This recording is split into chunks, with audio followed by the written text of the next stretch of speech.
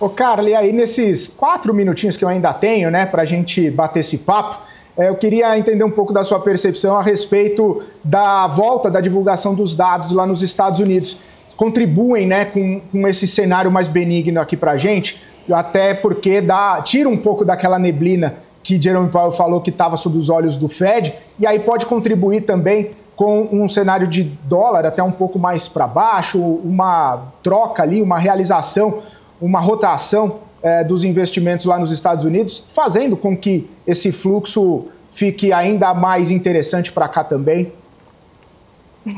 Acho que assim, existe uma equação, né? Redução do risco, da nebulosidade, da aversão a risco igual a benefício de países emergentes. Então, sim, esse movimento beneficia, né, os países como o Brasil. Agora, dito isso,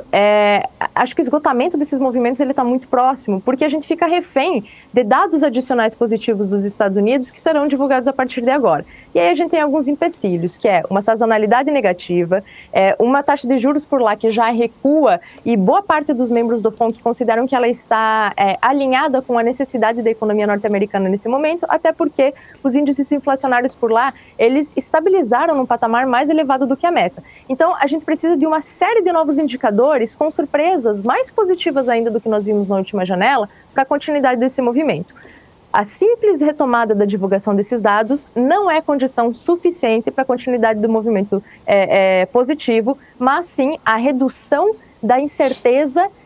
que existia ao redor da não divulgação desses dados é um movimento positivo e que pode beneficiar países como o Brasil. Ô, Carla, só para encerrar agora de verdade, o movimento do dólar agora para o fim do ano preocupa igual no ano passado, ou a gente vai ter uma folguinha, talvez tudo que a gente acabou vivendo no ano passado serviu de lição para o Banco Central já tomar algumas atitudes, fazer alguns leilões, fazer algumas movimentações para não deixar acontecer o que aconteceu ano passado? No ano passado a gente teve uma tempestade perfeita, né? Um foco em questões fiscais aqui dentro que não eram positivas e uma perspectiva de inversão dos juros externos. Então, as bases que criaram aquela condição do ano passado, elas não estão presentes na economia nesse momento. E, além disso, você mencionou muito bem que o Banco Central fez um trabalho, né, para evitar